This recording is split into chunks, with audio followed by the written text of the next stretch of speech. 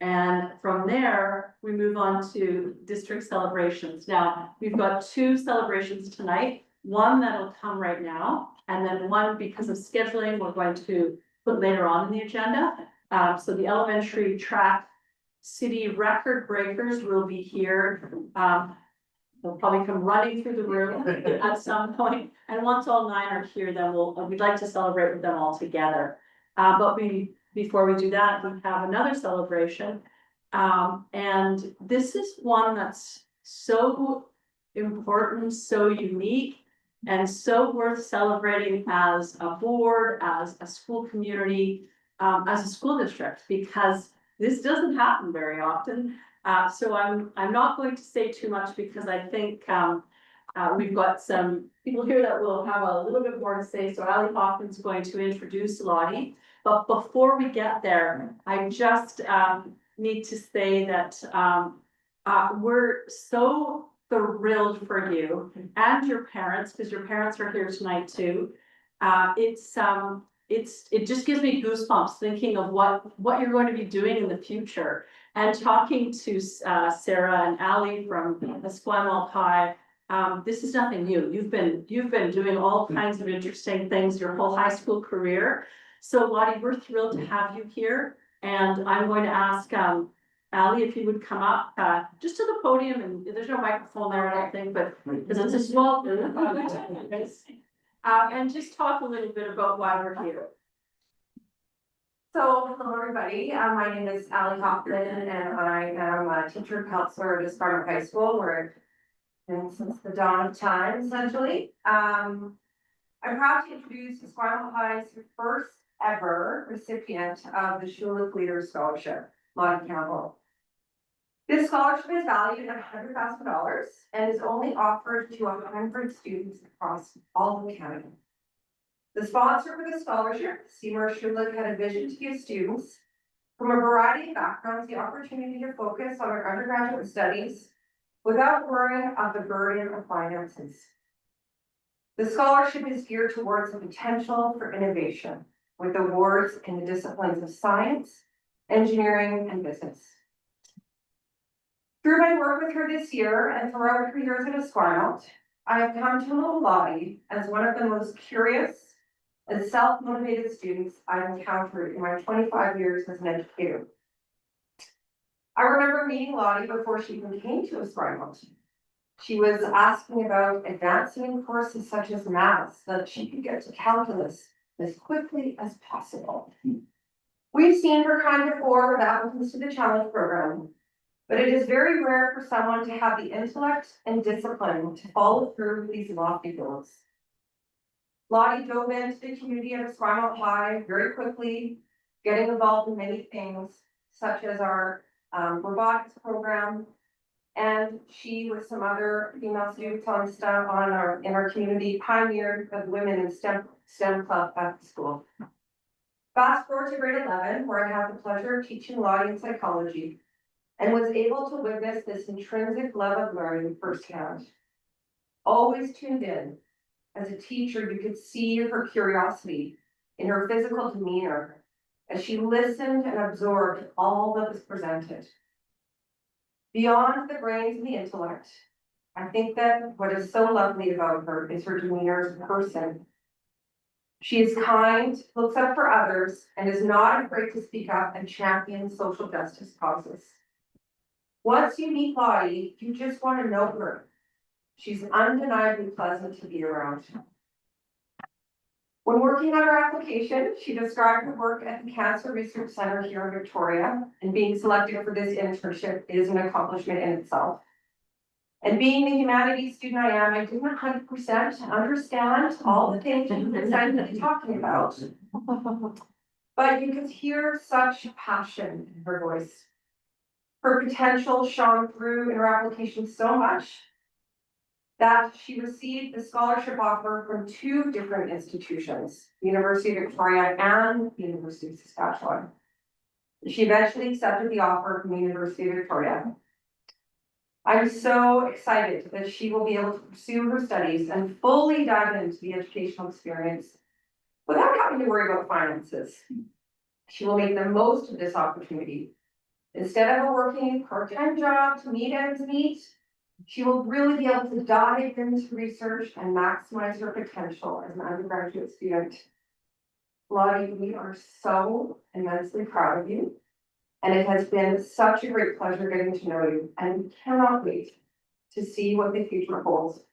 Your whole community of Spider Planning is incredibly, incredibly proud of you. Congratulations.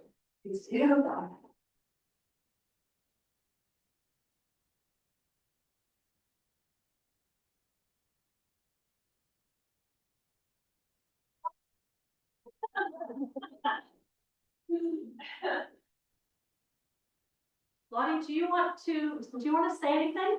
I know I'm putting you on the spot, but I'm giving you the opportunity to say something if you'd like. But as Ali said, we are so incredibly proud of you. This is such an accomplishment. It's the largest scholarship in Canada. And to know somebody from a Esquimalt High that's the recipient, we know that we will be seeing your name as you move on in your post-secondary education and then in your whatever you decide to do in your future. So all the very best from us. And Superintendent Deb Whitten is going to give you a little something, and we're going to take a photo. But I'm talking so that you can, in case you have something that you want to say, giving you that moment. And if you don't, you don't need to say anything at all. But Thank you. Yeah, I'm so grateful. This is the type of thing where you apply to it, just really doesn't reach because it feels so lofty, it feels so far off. But it was really hard to believe when I found out that they selected me. I'm so grateful to all of the teachers, my family, my friends, just everyone who's kind of supported me and gotten me here. And I'm really excited for studying chemistry at GVSD. great, thank you. Yeah.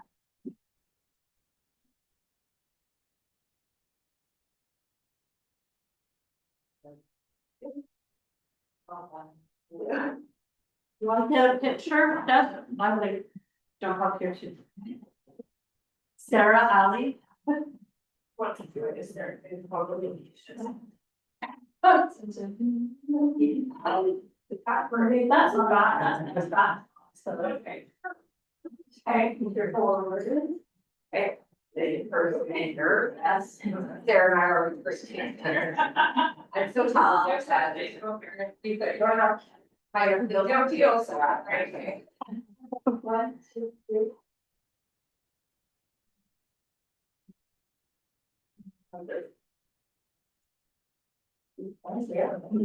Thank you for coming tonight in June. It's a topic we got now.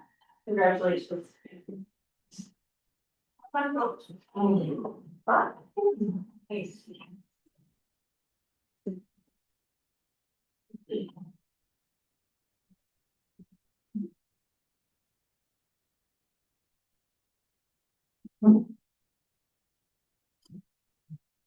That was pretty exciting. I'm going to just take a moment to go around the table and have some introductions before our guests come on that have a presentation so they know who we're talking to. So we'll start over here. Hello, I'm Trisha Thaxton, QP 947. It's Queen Johila, and a big box sister, Songhees Nation, Student Success Manager. Hello, Sean Powell, Associate Superintendent. And we'll go over here. Jeff Davis, Director of International Education. Mike Gibson, Acting Resource. Josh Parks, Acting District Principal of IT for Learning. And I'm Sherry Bell, Official Trustee. Deb Whitten, Superintendent. Katrina Stroud, Secretary Treasurer. Marnie Christensen, Norwood, Director of Facilities. And Robert Blanford, and I started with their communication. Thank you. We have a community presentation, and I'd like to welcome Coco Cunningham from BC Aviation Museum up to the podium.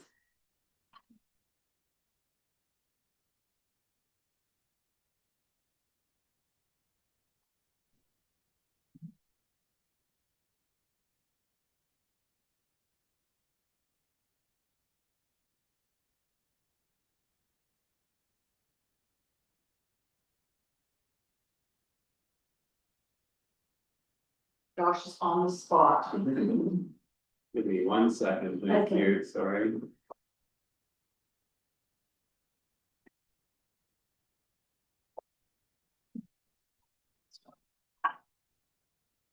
Okay, over to you, Coco.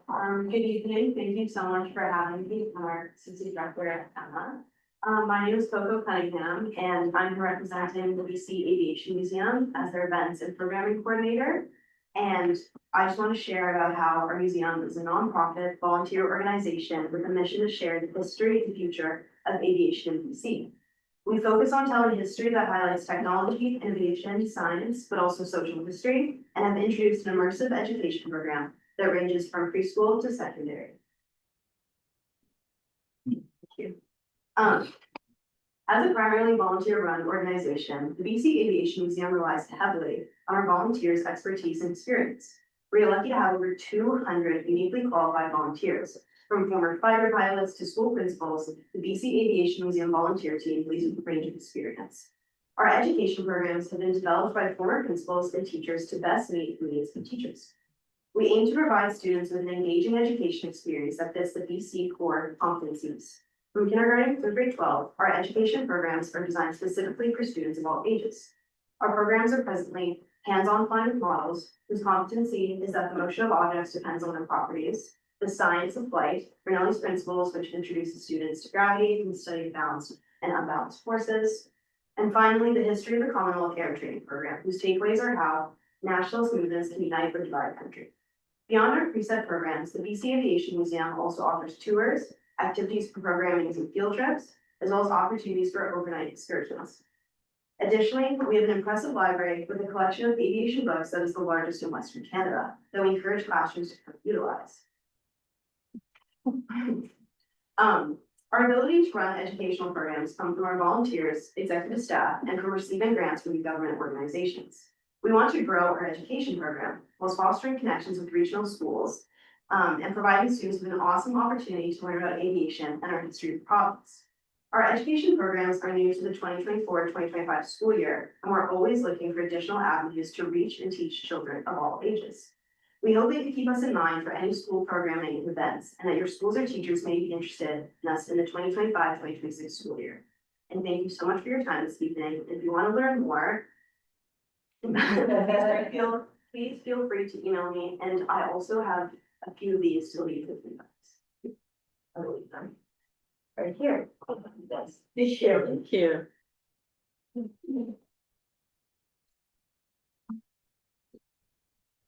Coco, how many did you put there? Is that a package of one or is that? It's a package of 3. Yes, 3, okay. Thank you, we'll distribute that. Thank you. You're welcome to stay or feel free to leave. Don't be insulted if it's you leave on this beautiful night. Welcome, Caroline. Sorry. No problem. I'm glad I made it for the last. Yeah. Yeah. All right, back to the agenda.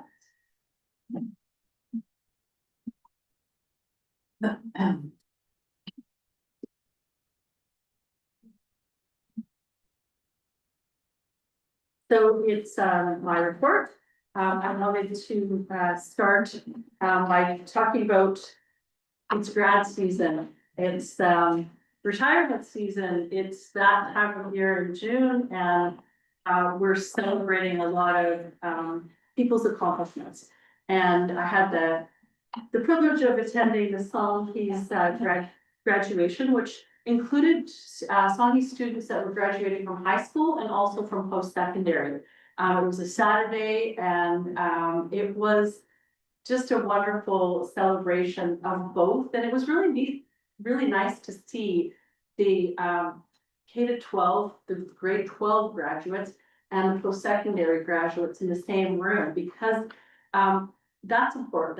That communication, that look at what the future could look like. So I wanted to just thank Annabelle, who was part of the organizing committee for that special day. I also visited a Victor School. Now, I haven't been to Victor School for quite some time. And I went and was toured around by Nadine Naughton and Jesse Moore. And it was remarkable how much things had changed.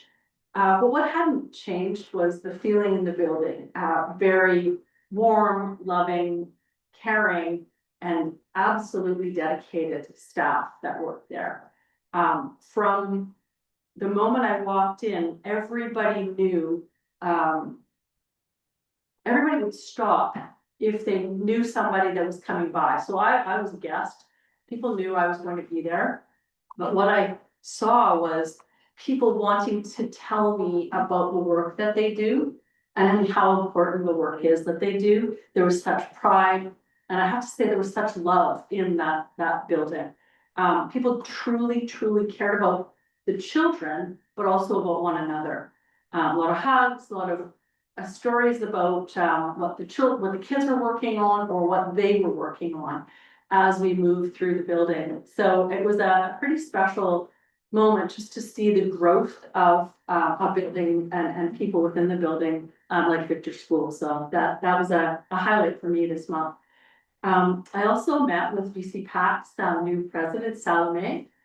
She unfortunately couldn't make it tonight, but we've been in a lot of committee meetings since she has started as BC PAC president. And we'll welcome her at the table in the September meeting. We had a meeting in this room a few weeks ago with mayors, members of council, and also members of Songhees and Esquimalt Nation to talk about trustee electoral districts. As you probably know, this conversation started with the Esquimalt municipality writing to the ministry.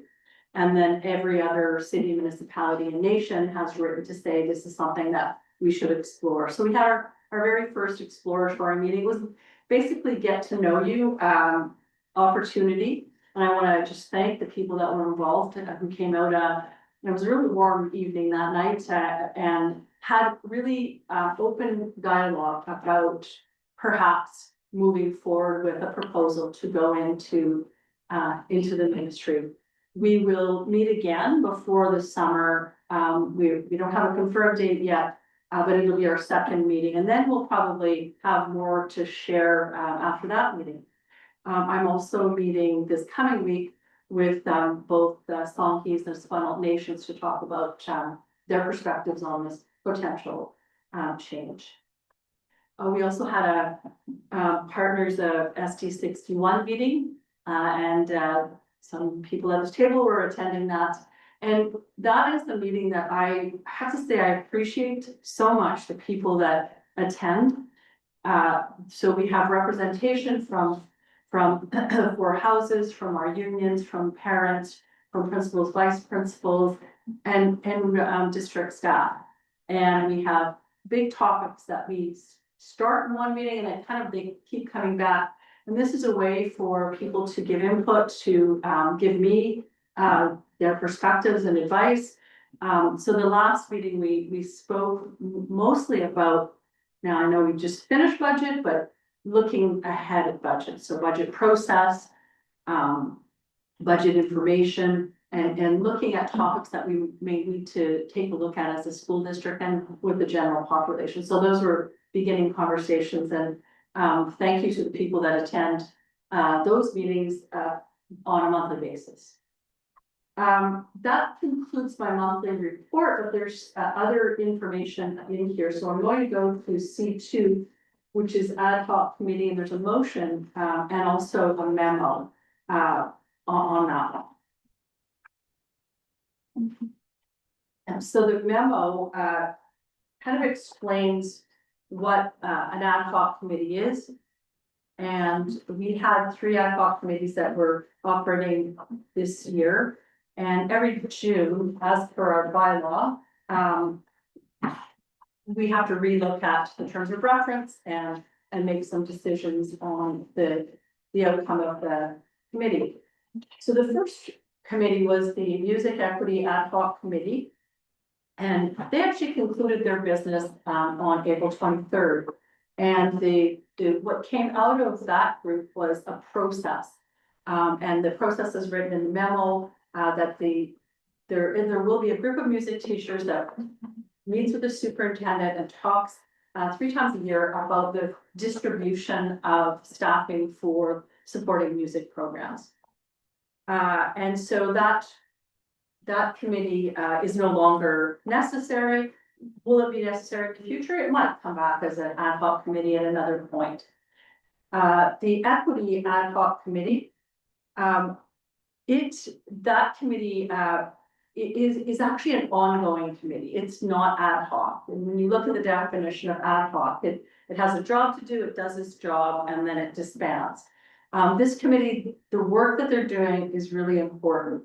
And so in order to follow our bylaw 9140, which is ad hoc committees, we're looking at changing the terms of reference. The committee hasn't done that yet, but what has come out of our meetings is that they want to continue to meet as a working group. And so in September, that group will continue to work and look at what are the kinds of things we as a district around equity need to tackle. And then we'll go from there.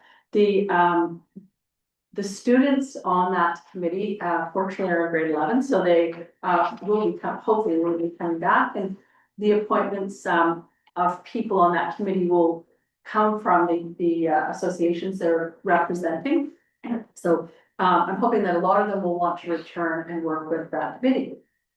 The climate action committee is also a committee that is tasked right now with looking at our climate action plan and helping implement or oversee the implementation and reviewing the implementation.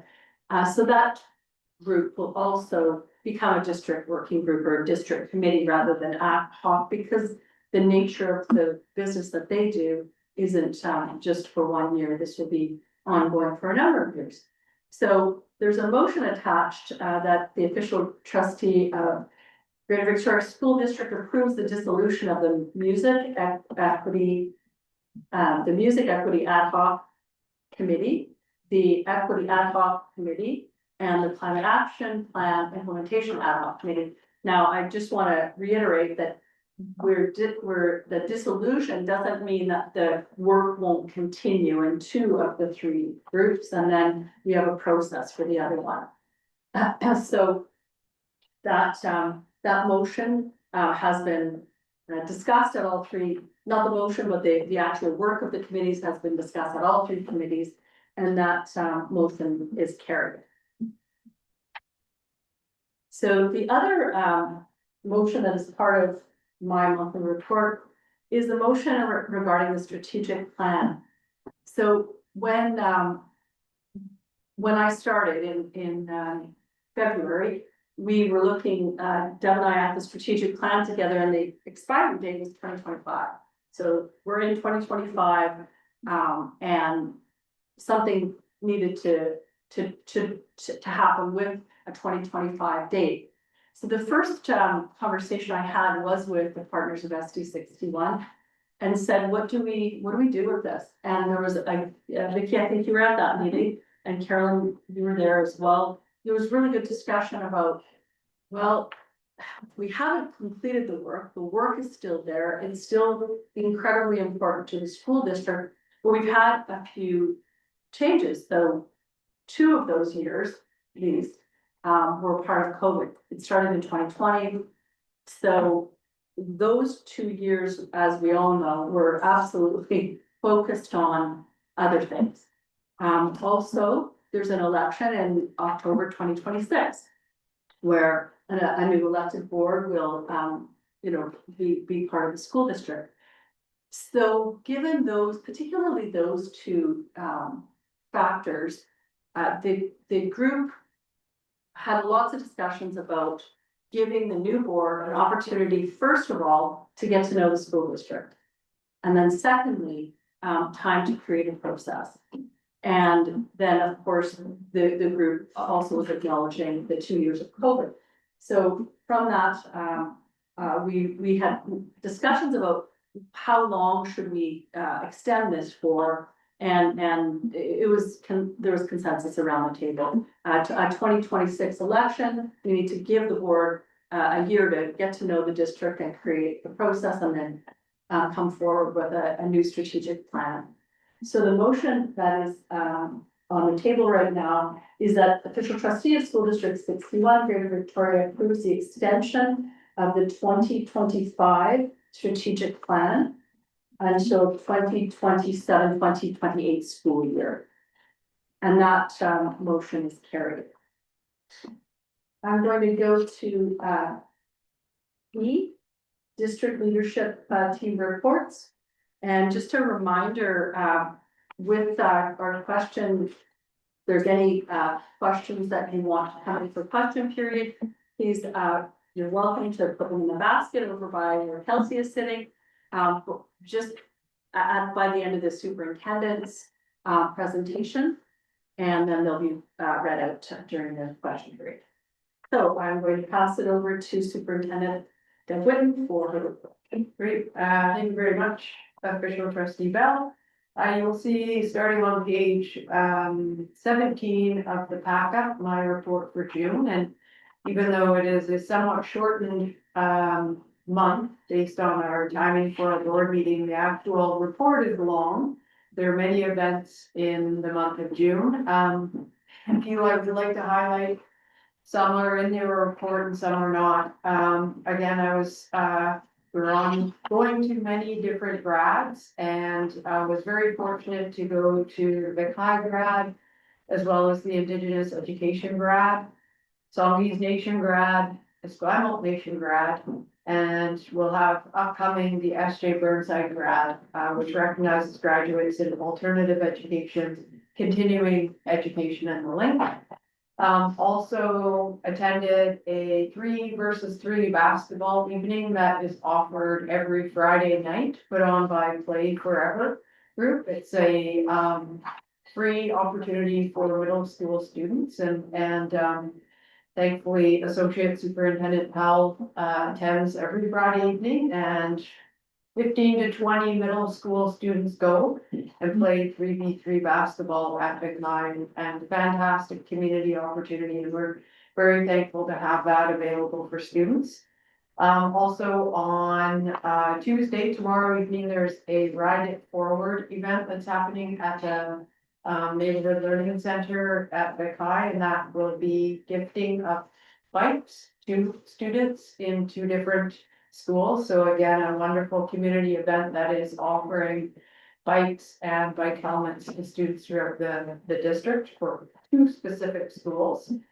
I think as you look at the report, you'll see many opportunities both for athletics as well as academics, as well as clubs, as well as music. And I really want to point out our gratitude to all of the staff who volunteer their time in order for students to have these wonderful opportunities. And later this evening, we will recognize some of the record breakers from the city finals for track, but it is an example of people taking their time and volunteering their hours to allow for these events to occur. We have end of year graduation, so again, congratulations to all of the graduates of 2025. We also have many people who are retiring, so another exciting adventure for retirees who are going on to do other things. Thanking them for their time and commitment to the district. And lastly, again, just great gratitude to all of the staff who spend their year providing these opportunities, both through athletics, through music, through academics, and through clubs for students, and K all the way through to grade 12. So thank you for both the month of June, because we know it's very busy, but also the month all the way through September until now, of the amount that people are willing to put forward and dedicate their time to give these opportunities for students. That is my report for June. Thank you. We're going to move on to the next item, which is B. Over to you, Kate. Thank you.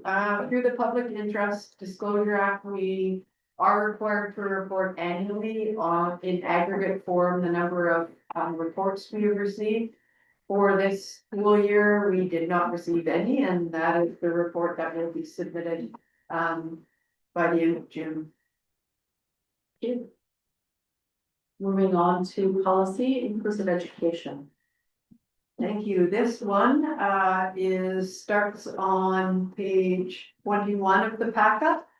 There's been work that has happened throughout the year, as early as November 2024, all the way until June 9th, 2025, looking at our policies 5147, which was the inclusion of students, and 5148, which was alternatives to the integrated classroom.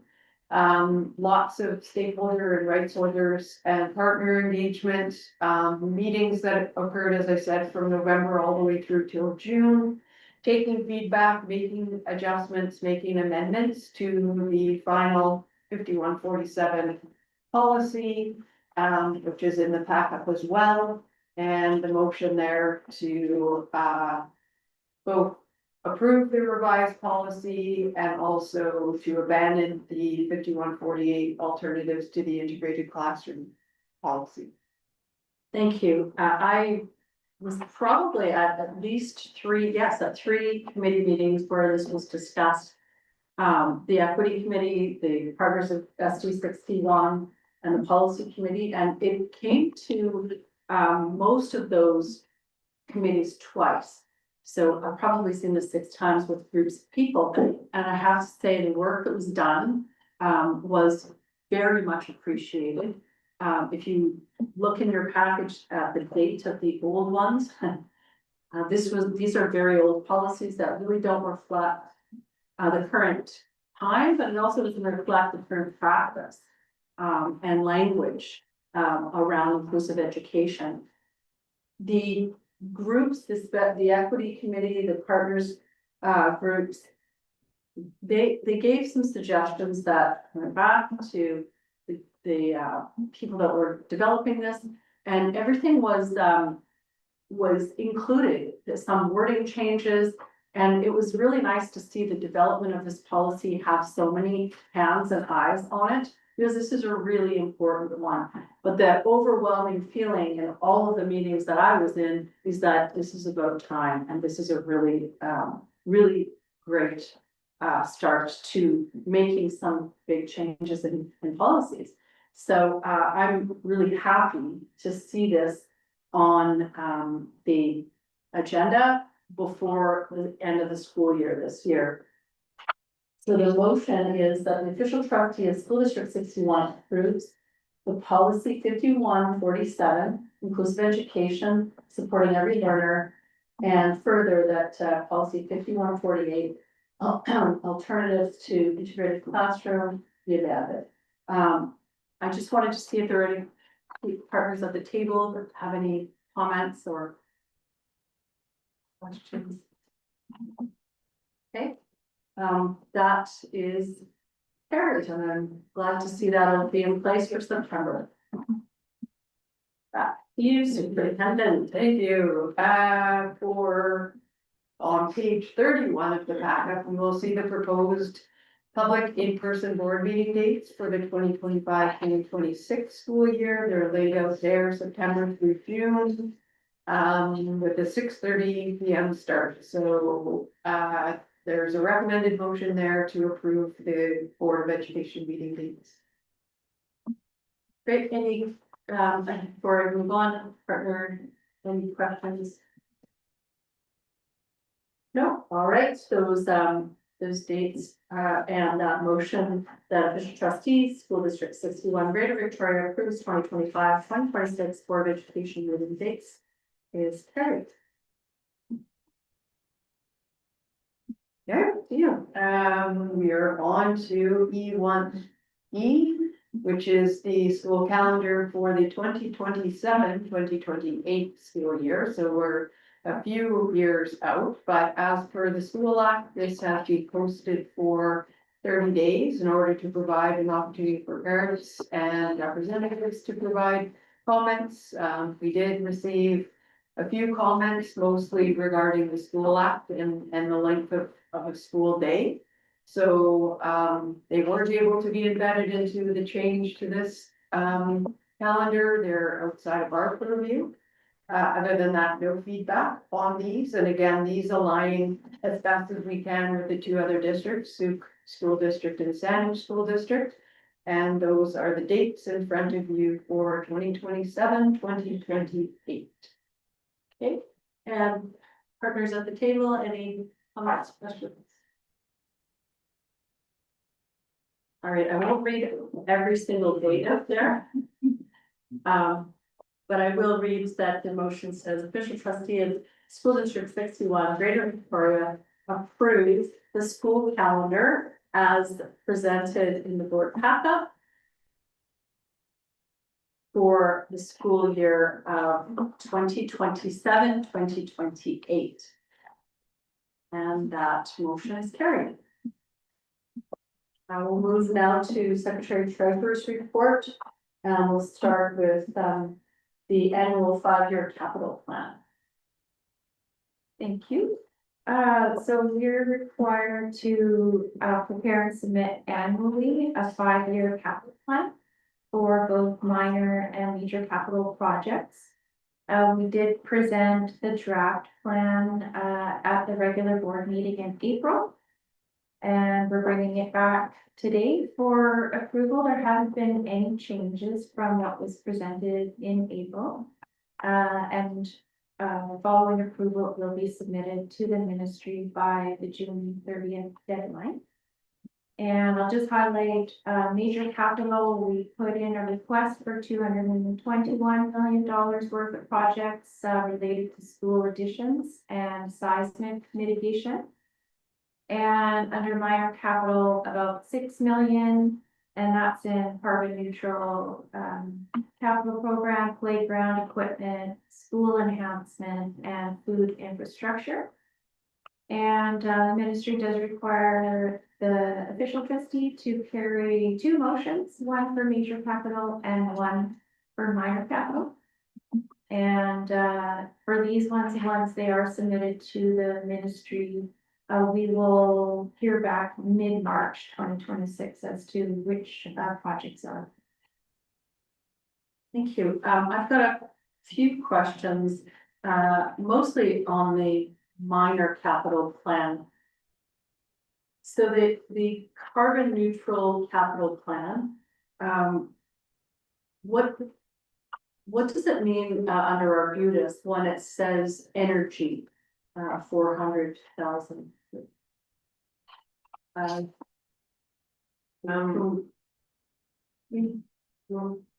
Who's gonna answer? I'll pass it over to Mariah, who's the Arbutus are just going to replace their pneumatic heating valves and install thermostats, so we'll have better control of the heating.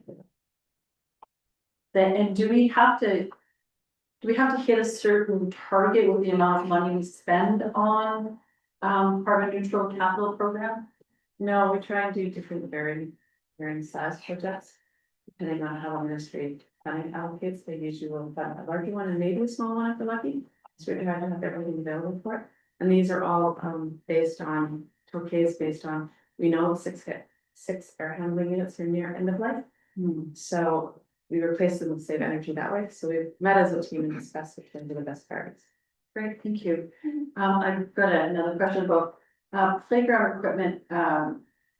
So is this ministry funded, the 195? Is that ministry funded for? Okay, and do the schools, I know way back when, schools had to pay for the installation themselves. Is that still the case or has that changed? It's changed a bit. These are ministry funding playgrounds, so they're based on accessibility playgrounds. Oh, So we usually reach out to a number of playground suppliers, get a number of options, and school votes on those options. And then it's all encompassing. So if the school wants to go over the 195,000, they're welcome, of course, to add money to it, but we don't. thank you. And let's see if I have one more. Oh, and the food infrastructure program at Colquitt's. Could you give me a little more information on that? So when we submit this plan for the foods program, we have to allocate it to a school. But if you look into the fine print, it's number of schools. So Craig Flower is getting some of the money, Be Royal is getting some of the money. So allocated around a number of schools. I don't have any schools off the top of my head. Oh, no, that's fine, it's Never. okay. So culprits various sites, now I understand that. Okay, great, thank you. And there's motions attached to this. The first motion for the major capital program, official trustee of School District 61 Greater Victoria approves the proposed 5-year capital plan, major capital programs for 2026-2027 as provided on the 5-year capital plan summary for 2026-2027 for submission to the Ministry of Education and Childcare. And any questions from, yes, Annabelle? Will there be a community consultation happening around Shoreline? And is there a timeline for that? I'm just wondering, because of the way it unfolded the last time we tried to visit that. Oh, okay, great, thank you for that question. Katrina or Marnie, one of you like to answer that? We did have meetings with both Songhees and Esquimalt Nation before putting this on the capital plan to request the funding. This is the first step to try to get the funding from the ministry. But certainly, if we get support from the ministry to move forward, we will be in full consultation with the nations to determine what that may look. Thank you. Any other questions?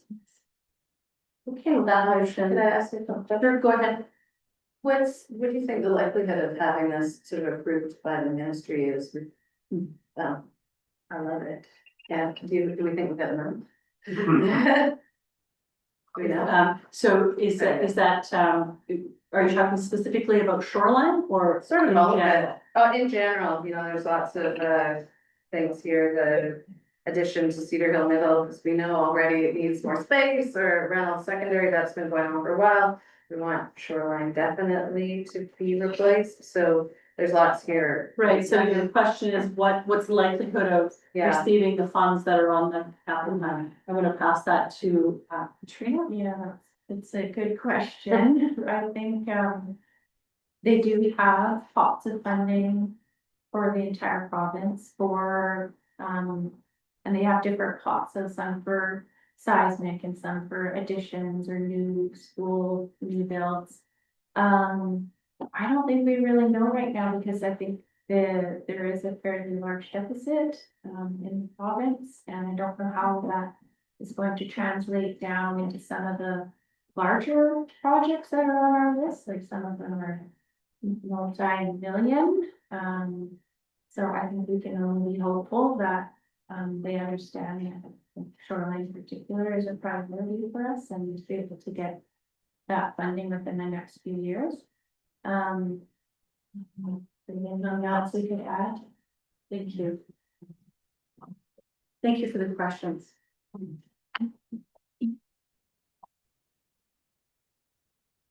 So the major capital, I've already read out the motion, that motion is carried. The minor capital, that the Board of Education, School District 61, Greater Victoria approves the proposed 5-year capital plan for minor capital programs for the 26-27 school year as provided on the 5-year capital plan summary for 2026-27 for submission to the Ministry of Education and Childcare, and that motion is carried. I'm going to move to E2B, Spectrum Artificial Turf Update, and Secretary Treasurer. Thank you. I just wanted to provide a quick update on where we're at with the Spectrum Artificial Turf Field project. As you might be aware, there was some public announcement last April, so April 2024, around the receipt of a large private donation and some other contributions, which at that time brought the total funding up to what we anticipated would cover the cost of the construction for the field.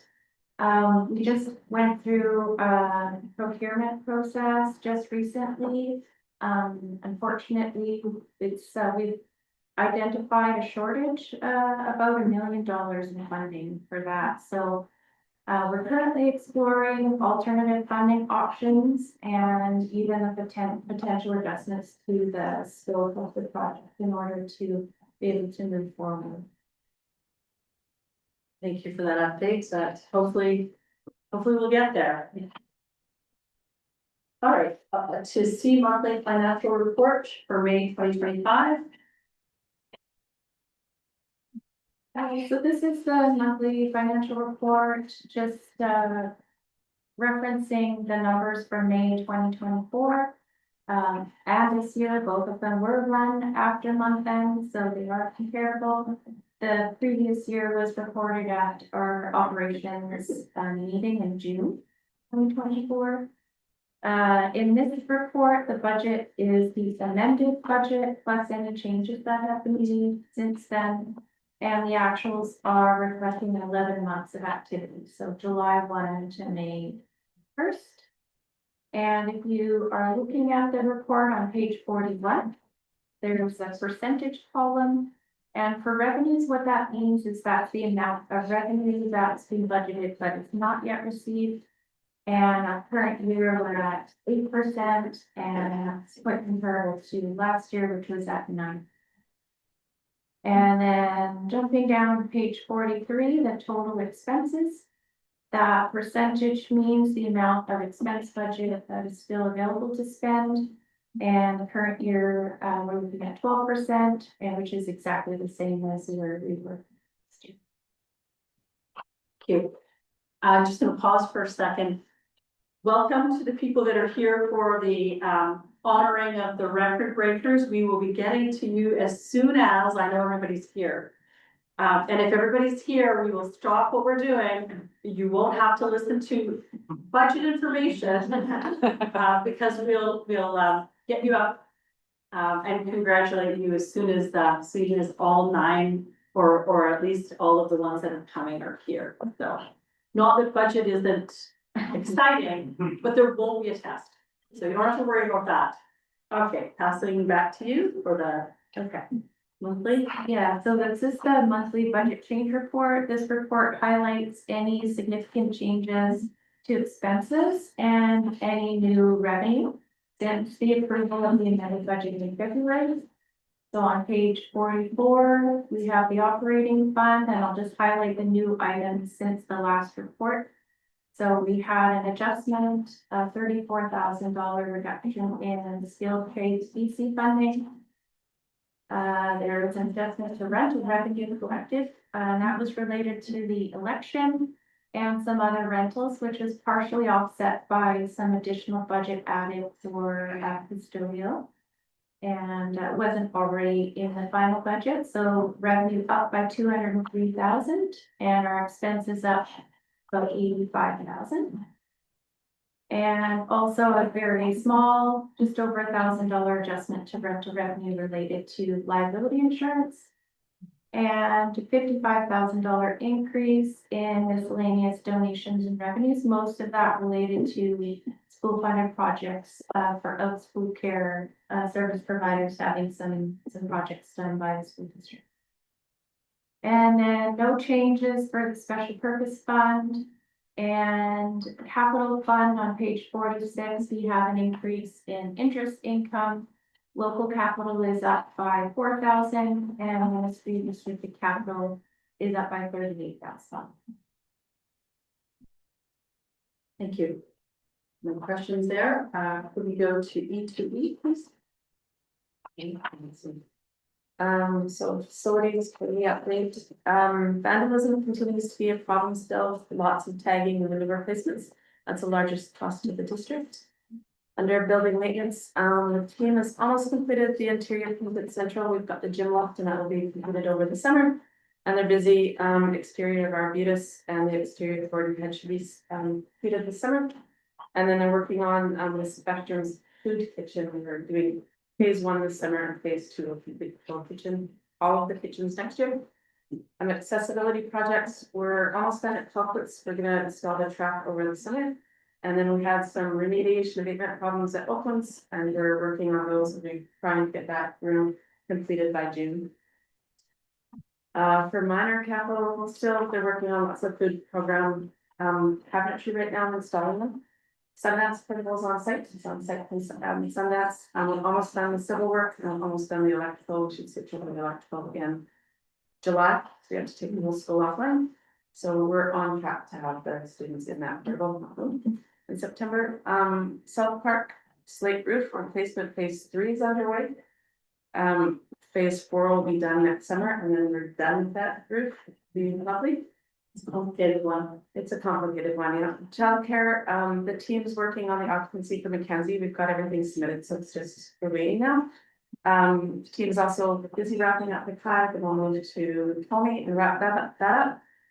And they've also got, 2 site cuts. We just received, Friday, the building group for Summit, so we're working on some in Bradford and trying to get them watertight in October. Operations, lots of rentals, which Katrina had mentioned, lots of rentals in the election. Lots of moving tables and chairs, so furniture is really busy. For transportation and grounds, the team's busy working on approving all the student busing for next year. And then also working on all the inclusive runs. We have to map them all out, so we're busy doing that. For NCIS department, Cloverdale is now possible. And we're busy working on all the interior routine of high schools right now for security reasons. We also installed cameras at Falklands and Frankhouse, so they're now functional. And climate and energy LED lights that were completed this year, there's about an annual $40,000 savings annually now. He's busy working on the approval for next year's lighting. And then the optimization program, just to note, it saved over, or will save over 200,000 kilowatts in annual savings in electricity and in process. And then the last one is Cedar Hill.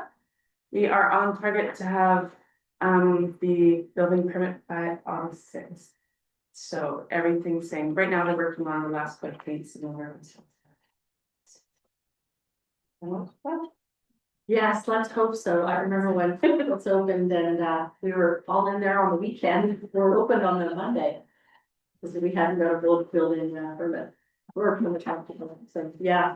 I've just got one question, and it's about the tagging and graffiti. That's really high, isn't it? Is that higher this year than it was last year? It's really high.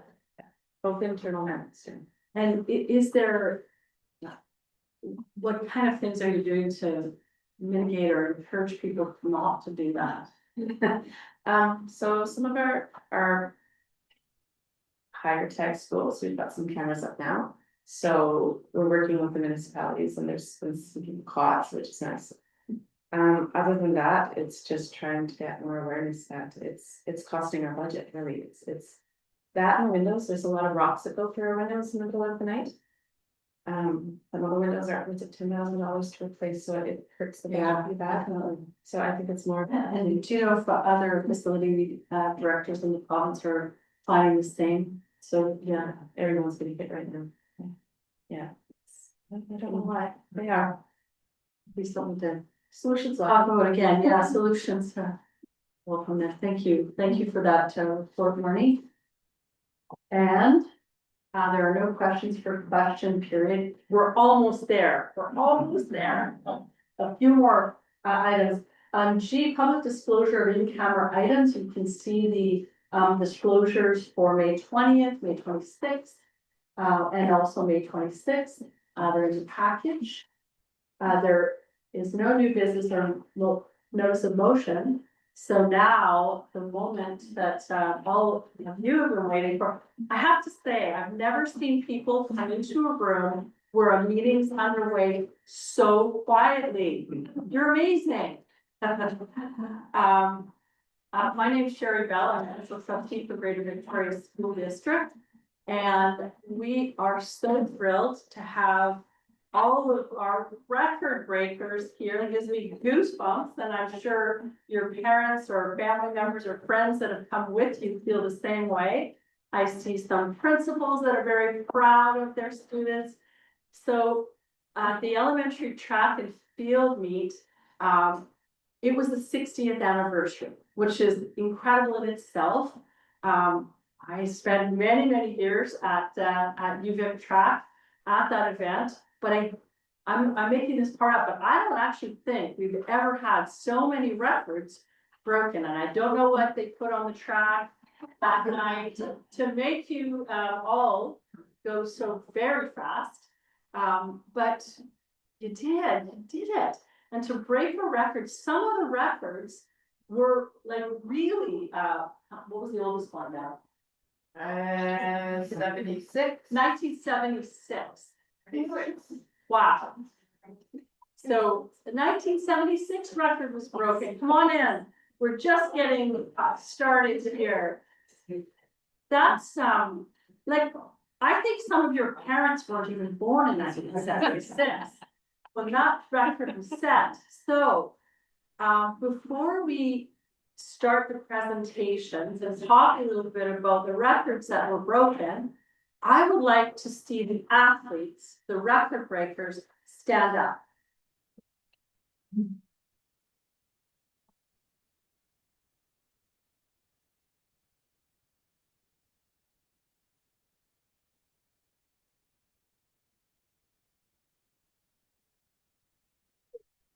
Have a seat.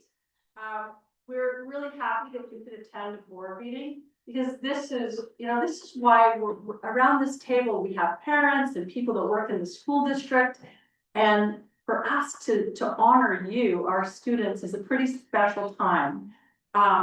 So thank you for coming. I'm going to pass it over to our superintendent of schools, Deb Wayton, who is going to talk about the records that were broken and have you come up for certificates. So, Great, thank you. Let's move down here to be closer to the record breakers. So just a couple of things. First of all, the principal of Big Class, who did a ton of work around creating both the lead up to the finals and the day of the finals, was not able to make it. His son is graduating, so I think that's a fair reason not to be here tonight. But he did want to pass along a few things. So we'll start with his words. So sorry you can't make it tonight, but his son is graduating. He says it's always such a highlight to see our students participating in track, and every year the number of students getting involved continues to grow. It's exciting, it's energizing, and it really brings our school communities together. This event wouldn't be possible without the incredible support behind the scenes from staff, parents, and neighbors. And if you were at the track on the 29th of May, you know how many people it takes to have these events run smoothly, and I was there. And I did have to see how smoothly it ran, but that is due to the volunteers and to everybody in the stands and on the field and on the track and around, just making sure that everybody knew where they needed to go. So Mr. Gallon says, thank you so much for helping to make this happen. It truly takes a team. And then most importantly is congratulations to all of the athletes who participated and the ones that are here tonight who broke records. I think that was my 10th time, not including the time that Barbara Jenkins I ran around that track. I wasn't 76, but it might have been close. But other than that, I can't remember that many records being broken. It was a beautiful night and a real rarity that there wasn't wind blowing at the track. It's usually the coldest place in Victoria and the windiest, and it wasn't. So fantastic environment to be running. We do want to celebrate each of you. And I think it's important just to point out how impressive the records are. So I would like first to invite Ben. Ben.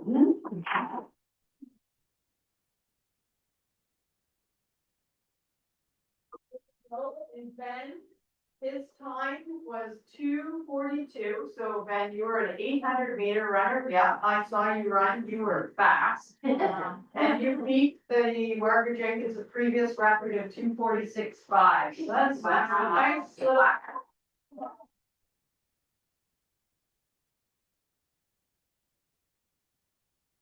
Next we have Jade. Jade came in. I saw Jade come.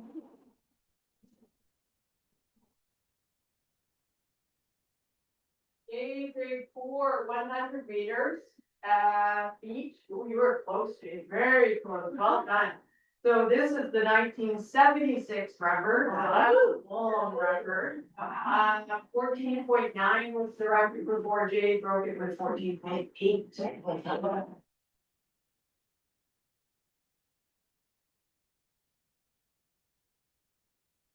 And after, share, thank you.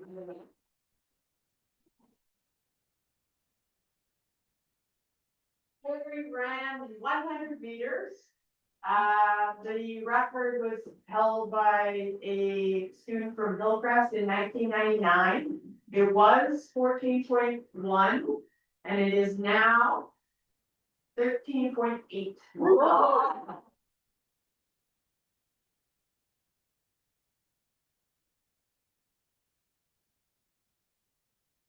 We have now Pete.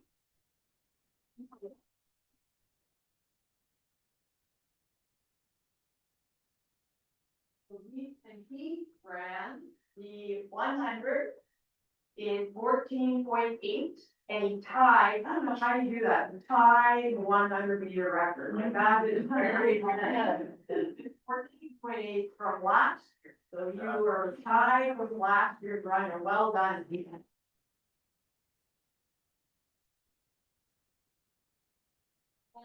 Anna.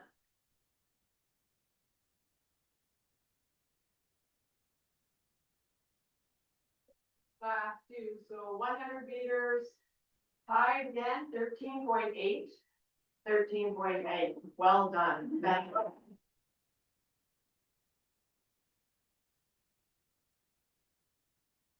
we have a team here from Willows. So Willows ran the 4x1. The 3, am I right? Oh, see, that was you, my bad, sorry.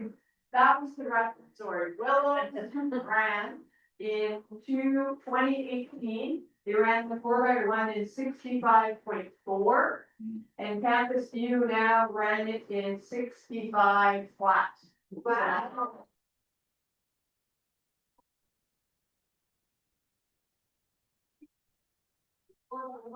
So we have David. David, there you go. And we have Archer. There you go. Liam. And Luca. Fantastic. Couple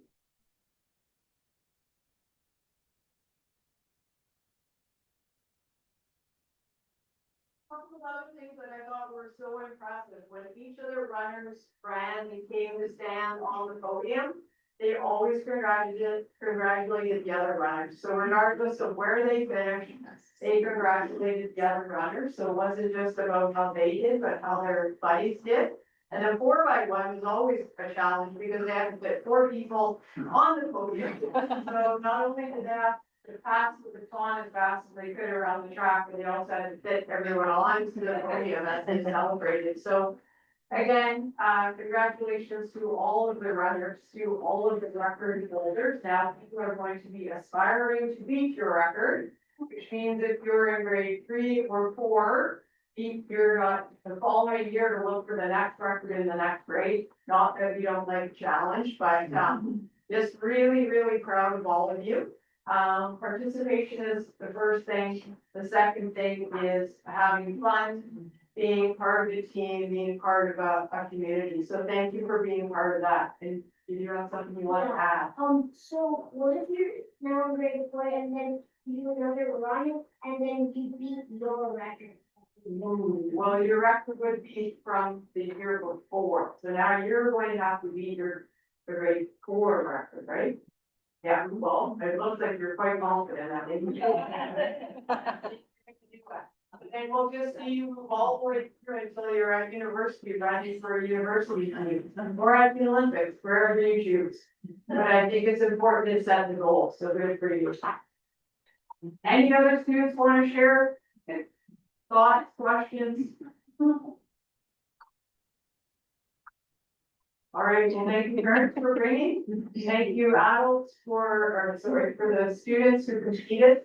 Thank you very much to the staff, principals, vice principals, teachers, coaches, all staff members who participated, not just in that night, but in all of the lead up to it, which takes a lot of time and energy. So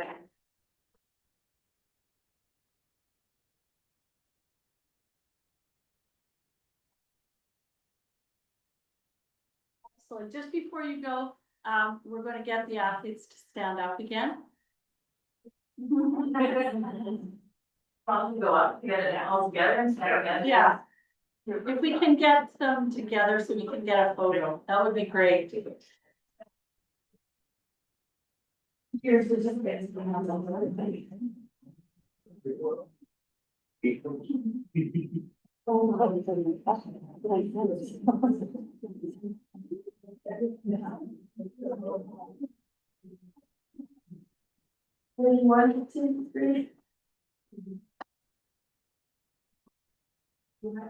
Thank you. Excellent. Thank you so much.